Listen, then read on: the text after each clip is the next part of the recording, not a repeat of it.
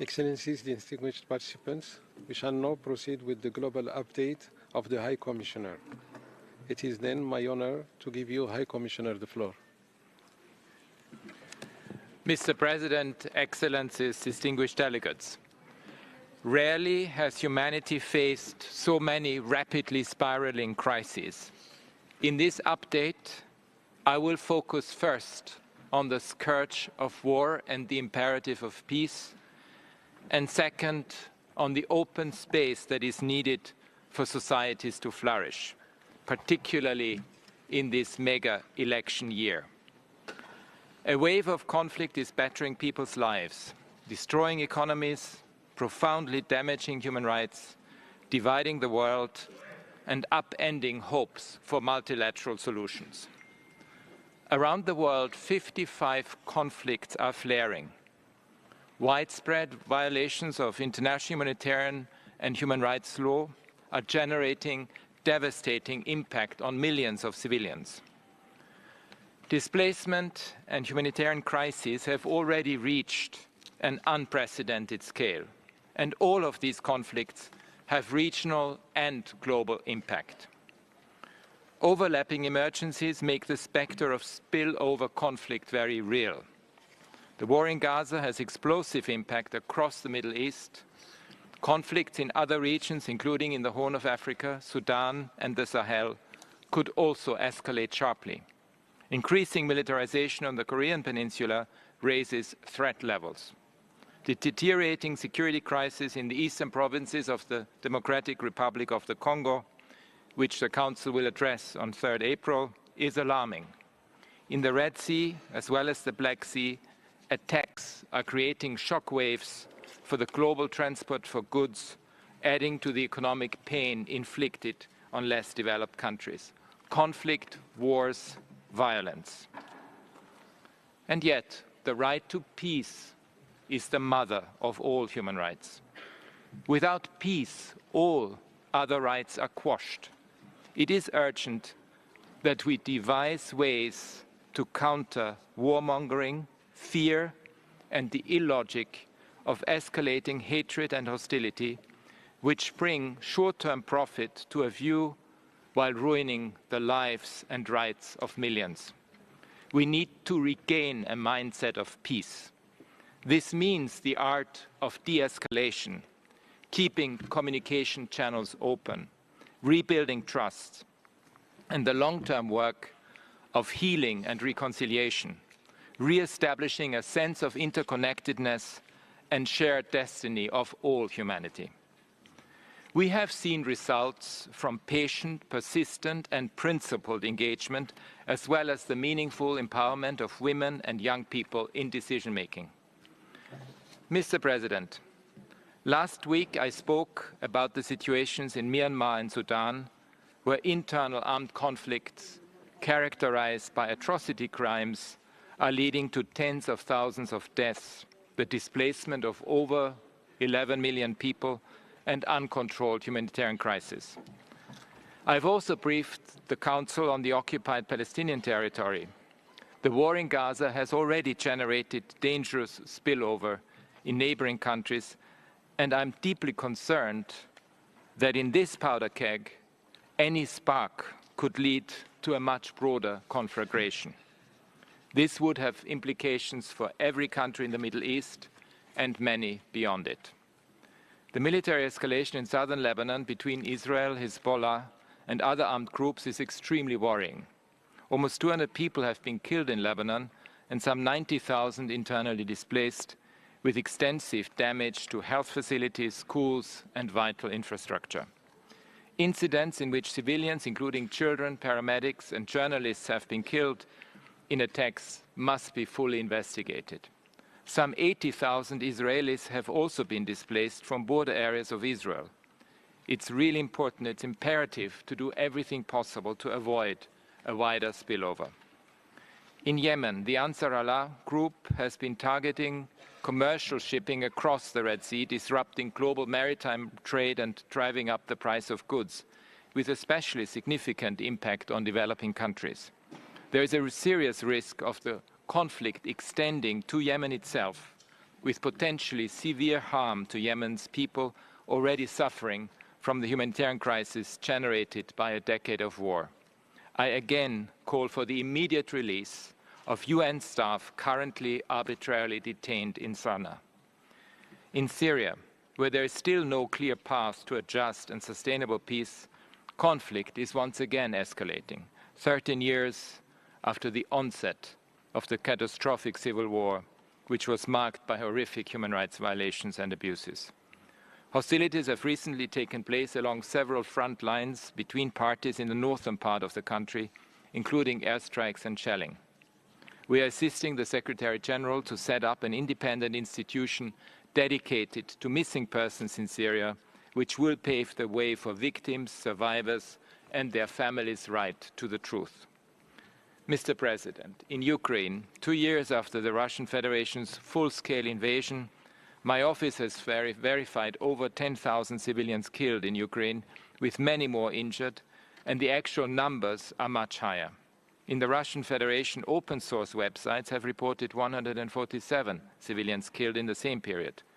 But instead of progress towards sustainable peace, hostilities have again recently escalated, with Russian missiles and drone attacks leading to a steep increase in civilian casualties across Ukraine. In the occupied territory of Ukraine, replicating processes observed in the occupied Crimean Peninsula in 2014-2015, the Russian Federation has imposed its own legal and administrative systems in violation of international humanitarian law, and repressive measures are leading to widespread fear. I will discuss this situation in greater detail on 28th of March. In Ethiopia, steps have been taken to implement the cessation of hostilities agreement of November 2022 in Tigray, including the government's ending of military operations against the Tigray People's Liberation Front, establishment of an interim regional administration, and steps towards national transitional justice. The TPLF has ceased attacks on government forces and handed over heavy weaponry. Yet, the humanitarian situation is very serious, and the lack of concrete accountability measures and persistent human rights violations in areas still under the control of Eritrean and Amhara forces remain obstacles to durable peace. Fighting continues between the government and armed groups in both the Amhara and Oromia regions, with severe impact on civilians. My office will shortly release a report on this. In Mali, the human rights situation remains very worrying, with violations and abuses almost doubling in 2023 compared to 2022. This increase coincided with the resumption of hostilities between the security forces and armed groups following the withdrawal of MINUSMA.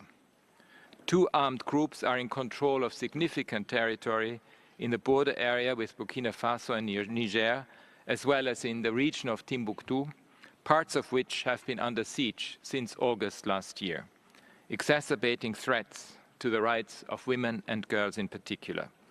While armed groups are responsible for the majority of serious violations, we have also received credible allegations of serious violations by Malian forces, sometimes accompanied by foreign military personnel. I call on Mali to ensure accountability. In Burkina Faso, military operations have intensified, tens of thousands of auxiliaries of the security forces have been deployed, and a state of emergency has been declared in 22 provinces, while security and human rights have deteriorated.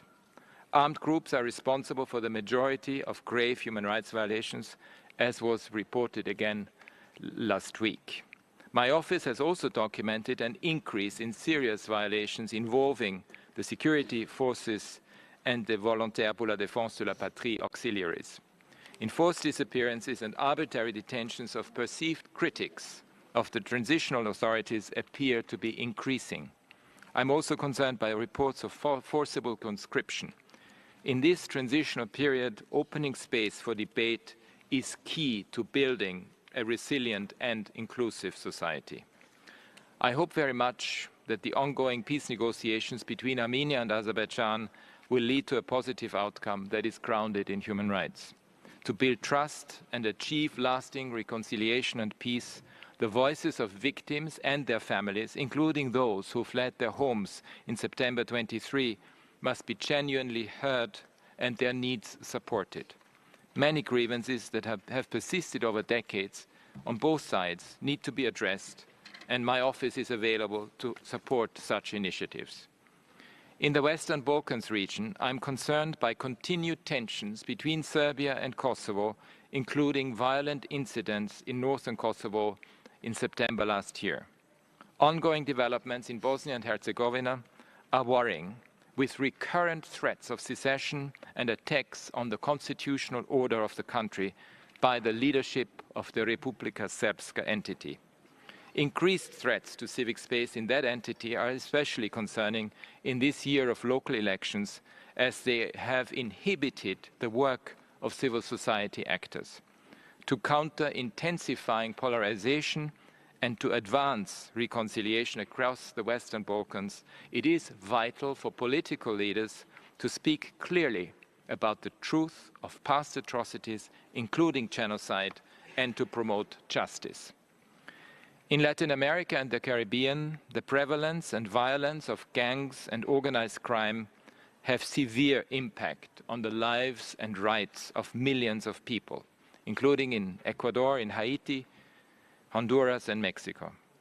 Punitive and militarized responses have in some cases led to grave human rights violations, potentially further fueling violence. Only policies that are grounded in human rights can provide effective and sustainable solutions. Corruption, impunity, poor governance, and the structural root causes of violence, such as discrimination and the failure to uphold economic, social, and cultural rights, must be tackled with the full participation of civil society and affected communities. International cooperation needs to be enhanced to address the illegal arms trade and ensure accountability for transitional crimes. Gun violence is also at alarming levels in a number of Caribbean countries, including in Jamaica, where it has led to repeated declarations of the state of emergency. I commend the Caribbean community for its work to maintain peace and stability in the region, its combat against the trade in illegal weapons, and its encouraging effort to establish my office's presence in the CARICOM region. I will address the extremely worrying situation in Haiti in detail on the 2nd of April, and we have just seen the latest developments in the news. Mr. President, fear is fragmenting societies across the world, unleashing fury and hatred. They are also fueled by a winner-take-all attitude that frames elections as the spoils of conquest. With elections in over 60 countries, where nearly half of the world's people live, 2024 could be a landmark for democratic principles. Demos, the people, kratos, the rule. A meaningful, safe, and fully participatory electoral process is key to ensure that governance serves the people's human rights. But democracy is also broader than the singular electoral moment every 3, 4, or 5 years. It lives or dies with the people's right to participate in the conduct of public affairs constantly. This empowerment of people from all walks of life is the superpower of genuinely participatory societies, because it ensures trust in the institutions of governance, with decision-making that is more relevant and more effective, because it is better informed and balances the interests and needs of different groups. 3/4 of the world's members of parliament are men. Globally, women, that is to say half the adult population, continue to be blocked from equal political participation and representation. And at the current rate of progress, gender parity in national parliaments will not be achieved before 2063. I urge all states to do more to combat gender discrimination and violence against women, and to dismantle the webs of laws and practices that keep women out of power. Good governance requires constant oversight and accountability. via independent checks and balances to the exercise of power, meaning that it is strongly underpinned by the rule of law, including independent justice systems. Fundamental freedoms, the rights to freedom of opinion, expression, peaceful assembly and association are essential. Corruption is also a major challenge to democracy and rights. Its primary impact is to divert decision-making and public resources from the common good to private benefit, generating social and economic inequalities that may be so extensive that they empty the institutions of the state of any meaning and deprive people who are poor and dispossessed of their rights to determine their future. In many parts of the world, many politicians are deliberately inflaming antagonism and xenophobia to garner support, particularly in electoral periods. In this headlong rush to abandon the common good for short-term personal benefit, they are tearing up the fundamental human rights principles that can unite us all. I'm profoundly concerned by the prospect of intense disinformation campaigns in the context of elections fueled by generative artificial intelligence. There is an acute need for robust regulatory frameworks to ensure responsible use of generative AI, and my office is doing its utmost to advance them. Mr. President, autocracy and military coups are the negation of democracy. Every election, even an imperfect one, constitutes an effort to at least formally acknowledge the universal aspiration to democracy. However, in a so-called illiberal democracy, or as the Prime Minister of Hungary referred to his country, an illiberal state, the formal structure of election is maintained, civic freedoms are restricted, the media's scrutiny of governance is eroded by installing government control over key media outlets, and independent oversight and justice institutions are deeply undermined, concentrating power in the executive branch. It is important to recognize that in many cases, this year's electoral processes will ensure a smooth transfer of power, free of hatred, and that the governance structures that result will broadly achieve their main function of representing the many voices of the people and advancing their rights.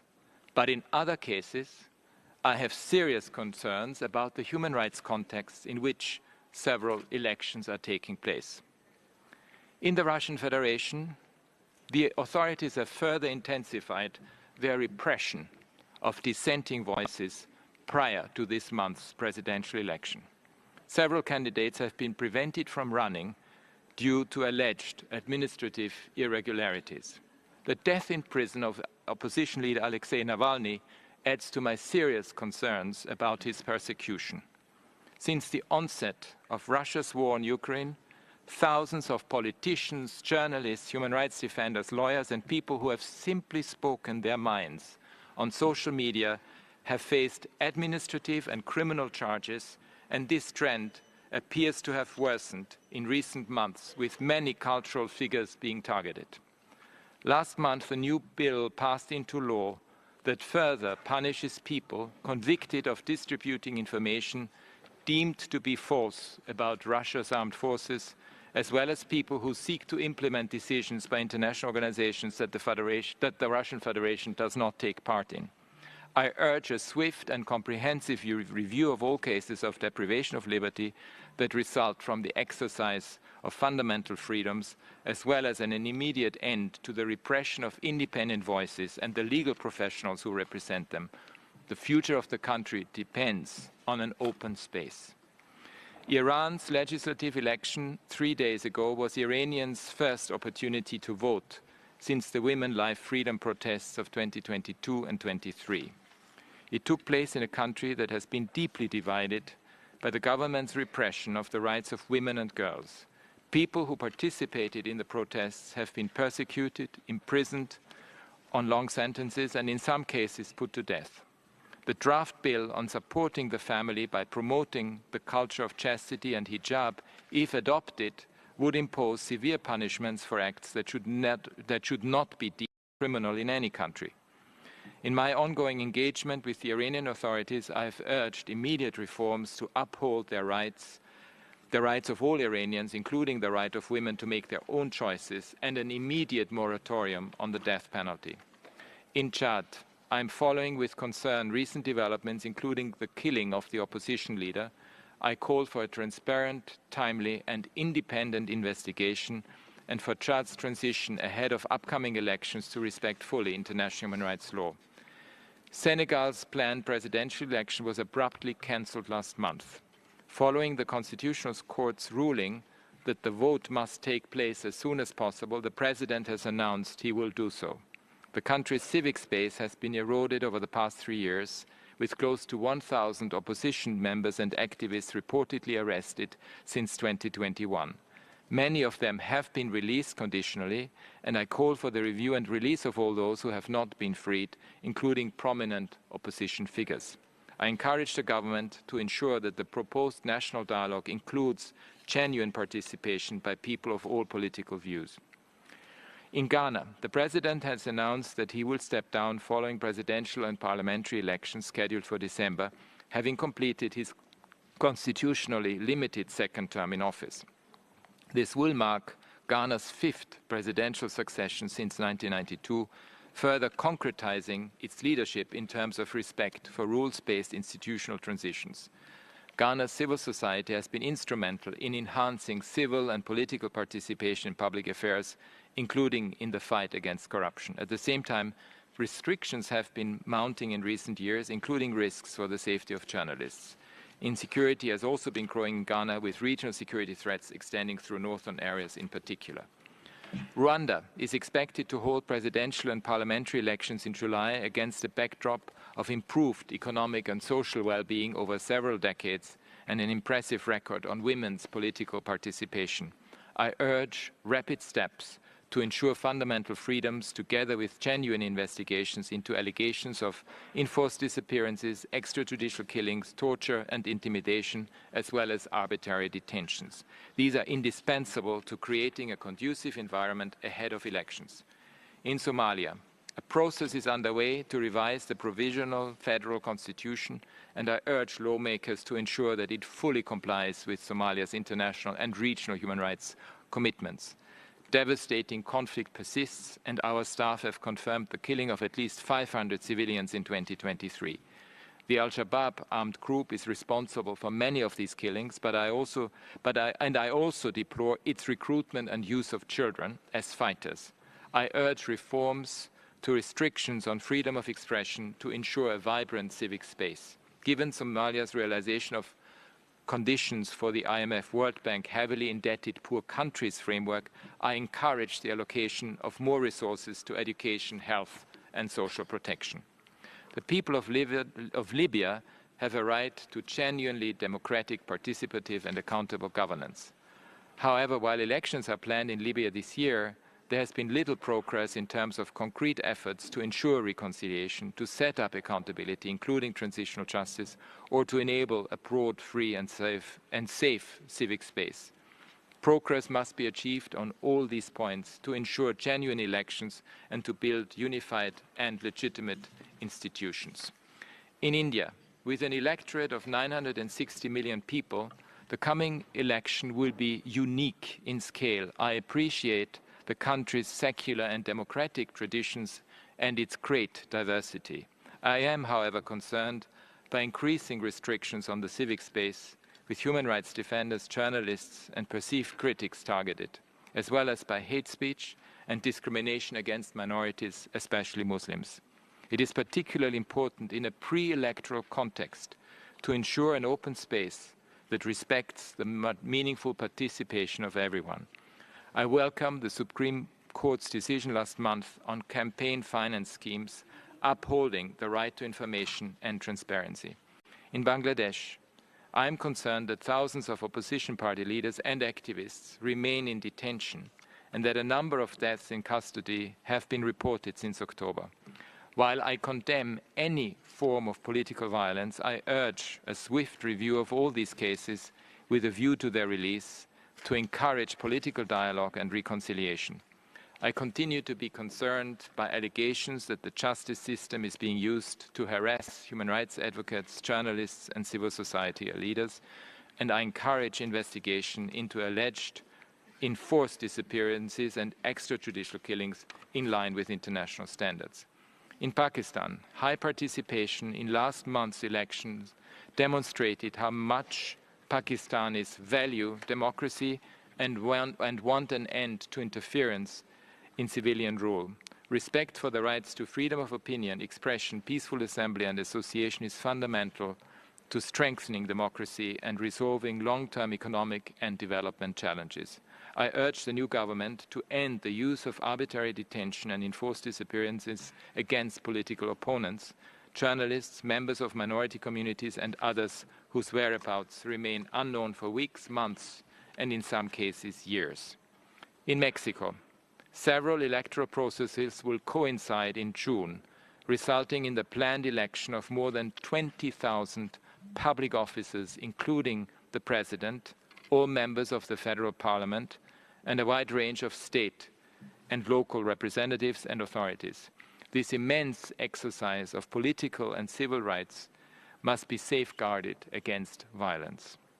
Venezuela, where a presidential election is scheduled this year, we will discuss it in depth on the 18th of March. In Poland, the incoming coalition government has announced its intention to restore civic freedoms and the independence of institutions that had been weakened previously, as well as reproductive rights, ending the country's near-total ban on abortion. I welcome such moves and emphasize the need to do so in an inclusive and participative process reflecting the country's human rights commitments. In the United States of America, in this electoral year, it is particularly important for authorities at all levels to implement recent recommendations by the UN Human Rights Committee to ensure that suffrage is non-discriminatory, equal and universal. A 2021 presidential executive order acknowledges that disproportionate and discriminatory policies and other obstacles have restricted the right to vote for people of African descent and emphasizes the need to overturn them. Yet, according to the Brennan Center for Justice, at least 14 states have passed laws in 23 that have the effect of making voting more difficult. In a context of intense political polarization, it is important to emphasize equal rights and the equal value of every citizen's vote. Mr. President, in Afghanistan, I deplore continuing and systematic violations of human rights, particularly the comprehensive violations of the rights of women and girls, which exclude them from almost every aspect of public life, including secondary and tertiary education, employment and movement. Advancing the rights of women and girls must be the highest priority for all who work on and in Afghanistan.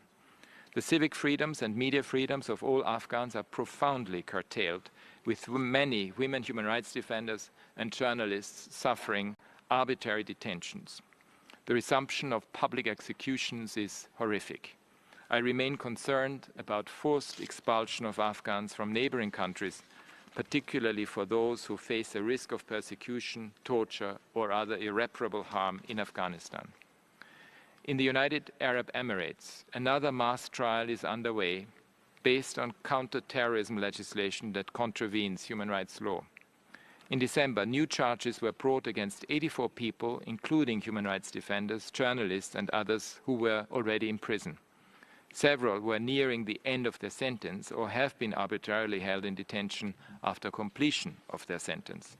Their joint prosecution constitutes the second largest mass trial in the UAE's history, after the so-called UAE 94 case in 2021, and includes many of the same defendants. I remain concerned about broader patterns of suppression of dissent and the civic space in the country, and I urge the government to review domestic laws in line with international human rights recommendations. Dialogue between China and my office continues in areas such as counter-terrorism policies, gender equality, minority protection, civic space, and economic, social, and cultural rights. As we move forward, it is important that this dialogue yield concrete results, notably in respect of the policy areas raised during the Universal Periodic Review. I recognize China's advances in alleviating poverty and advancing development, and I have urged that these advances be accompanied by reforms to align relevant laws and policies with international human rights standards.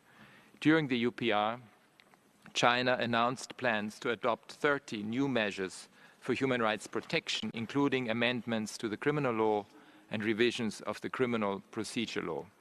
My office looks forward to engaging with China on this. I particularly encourage revision of the vague offense of picking quarrels and making trouble in Article 293 of the criminal law, and I urge the release of human rights defenders, lawyers, and others detained under such legislation. I also call on the government to implement the recommendations made by my office and other human rights bodies in relation to laws, policies, and practices that violate fundamental rights, including in the Xinjiang and Tibet regions. I'm engaging with the Hong Kong authorities on continuing concerns about national security laws. In El Salvador, I encourage the government in its second term of office to uphold the rule of law, ensure the separation of powers, and promote adequate checks and balances. I also call on the authorities to provide conditions of detentions that ensure the dignity of all people deprived of their liberty, including for those who are facing long periods without trial and obstacles to accessing defense lawyers. Protecting all Salvadorans from criminality and violence is an important human rights goal, and only measures based on human rights can achieve it. I encourage the authorities to empower people of all opinions and from all communities to participate in decision-making. In the context of civic space, let me also point out that data, where it is available, shows that many states need to adopt comprehensive measures to combat police violence and discrimination. For example, last year's Being Black in the EU, in the European Union survey, by the EU Agency for Fundamental Rights indicates that 58% of people stopped by police in the preceding year perceived the action as racially motivated, with highest rates in Germany, Spain, and Sweden. Since 2016, this perception has increased in Denmark, Finland, France, Germany, and Ireland. It is important to analyze the factors that lie behind these perceptions and to address them.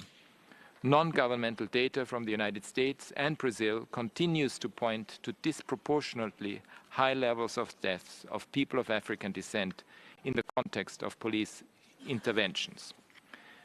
In many countries, including in Europe and North America, I am concerned by the apparently growing influence of so-called great replacement conspiracy theories based on the false notion that Jews, Muslims, non-white people, and migrants seek to replace or suppress countries' cultures and peoples. These delusional and deeply racist ideas have directly influenced many perpetrators of violence. Together with the so-called war on woke, which is really a war on inclusion, these ideas aim to exclude racial minorities, particularly women from racial minorities, and LGBTQ+ people from full equality. Multiculturalism is not a threat. It is the history of humanity and deeply beneficial to us all.